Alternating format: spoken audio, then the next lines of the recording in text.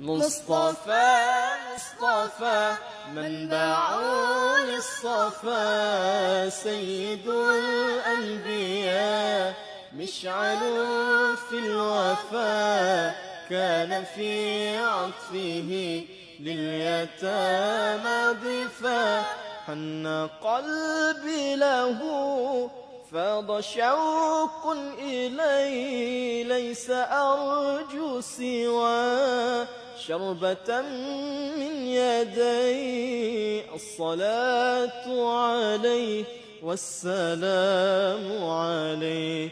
مصطفى مصطفى منبع للصفا، سيد الأنبياء مشعل في الوفا، كان في عطفه لليتامى ضفا.